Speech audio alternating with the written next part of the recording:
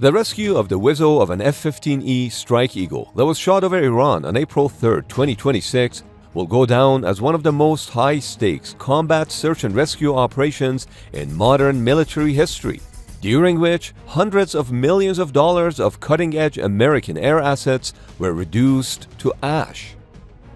But this wasn't the first time Americans destroyed their own aircraft during a war in order to save lives. On Friday, April 3, 2026, inside the cramped cockpit of an F-15E with call sign Dude 44, screaming over the southwestern frontier of Iran, everything changed in a heartbeat. There was no slow buildup, just a sudden, violent scream of a radar warning receiver and the bone-shaking impact of what's believed to be the Bavar 373 long-range surface-to-air missile launched by Iranian air defenses. Yes, the same air defenses that we'd been ensured had been completely decimated. Being decimated, they are decimated, essentially decimated, completely decimated. Although, according to the president, the F-15E was not hit by a sophisticated air defense system. You know, what hit this one was a handheld shoulder missile, heat-seeking missile, so it's not like, But what unfolded in its aftermath made Americans hold their breath for over 40 long hours. Within seconds of the impact, the pilot and his weapon systems officer, also known as Wizzo, initiated a dual ejection, punching out into the thin, freezing air of the Zagros Mountains. Stretching for over 1,000 miles from Turkey to the Strait of Hormuz, the Zagros Mountains are a natural barrier, a cradle of ancient civilization and home to various nomadic communities in Iran. While the pilot was pulled from the wreckage in a lightning-fast CSAR operation within hours, the Wizzo vanished, likely caught by high-altitude winds after ejection. But he wasn't just a downed airman. He was a senior officer, a colonel, now stuck behind enemy lines.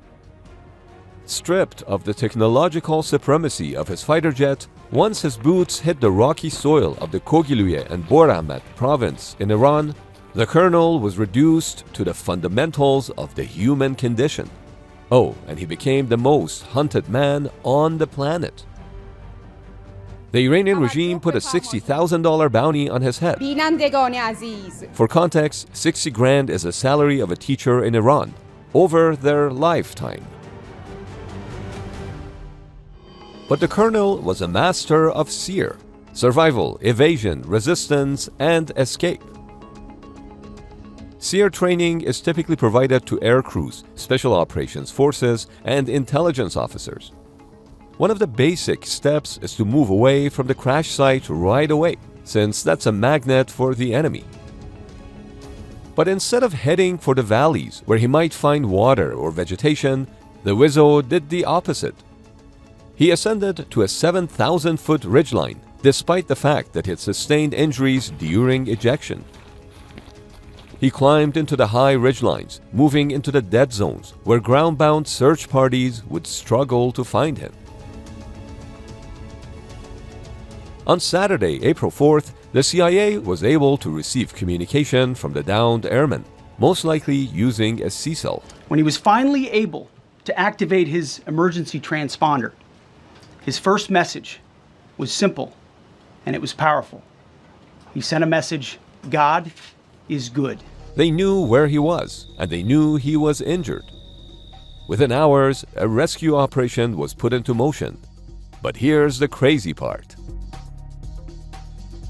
The mission to rescue the pilot, Dude 44 Alpha, involved only 21 military aircraft. But the rescue operation for the Wizzo, Dude 44 Bravo, consisted of a whopping 155 different air assets, including 4 bombers, 64 fighters, 48 refueling tankers, and 13 rescue aircraft. We'll get to why they needed so many aircraft. But first, a leaker leaked that we have one, we've rescued one, but there's another one out there that we're trying to get. The person that did the story will go to jail if he doesn't say. And they put that man at great risk, and they put the hundreds of people that went in looking for him, because everyone now knows that we're going in. This is how the Iranian regime knew that an American airman was in their mountains. To buy Dude 44 Bravo some time, the CIA launched a deception operation by spreading misinformation inside Iran that he had already been recovered. At the same time, that while that rescue was ongoing over the weekend, that CENTCOM commander Admiral Brad Cooper directed a strike against an IRGC underground headquarters outside of the Iranian capital of Tehran. This involved B-2 bombers dropping bunker buster bombs, which killed 2 birds with 1 stone. It took out IRGC leaders while distracting from the rescue operation. But why 155 aircraft to rescue 1 man? Some of those aircraft, like the MC-130Js, carried multiple MH-6 Little Bird helicopters, which had to be reassembled on site. Those tiny helicopters were the ones to actually pick up Dude 44 Bravo. But many of those aircraft were just a distraction. The 155 aircraft were split into 7 groups, each operating over a different part of the mountain range, as if they had spotted the Wizzo and were going to pick him up from there. This was done to confuse the Iranian forces who were also searching for him. To suppress the Iranian forces from closing in on the Wizzo, A-10 Warthogs performed a Sandy mission. The Sandy mission refers to a specialized combat search and rescue role performed by the A-10s to protect downed airmen and coordinate the rescue in hostile territory. Their job is to stay between the survivor and the enemy. To reach that deep, the mission requires a FARP, a forward arming and refueling point. 2 MC-130J Commando 2 aircraft flew deep into the interior, acting as mobile gas stations on an abandoned austere airfield south of Isfahan, roughly 200 miles inside Iranian territory. Some reported that American aircraft had cratered the roads leading to this extraction zone to prevent Iranian reinforcements from reaching the site. This is while approximately 100 Special Operations personnel were on the ground, including Navy SEAL Team 6 and the 160th Special Operations Aviation Regiment, the Night Stalkers. As the MH-6 Little Birds moved in to scoop up the colonel, the landing zone went hot. The IRGC finally converged on the airfield. There are not many details available around what exactly happened there, except that one of the MH-6 Little Birds flew straight to the top of the mountain, got the Wizzo on board, and brought him back to the airstrip. This is where the mission took a costly turn. The abandoned airfield near Isfahan was austere for a reason. The ground was unstable. So after landing, both of the MC-130J Commandos sank into the sand and got stuck. 3 additional AFSOC aircraft, reportedly the C-295W, had to fly in to extract the 100 or so operators and the Wizzo. But Americans destroyed any aircraft that they had to leave behind, so the technology doesn't end up with the IRGC.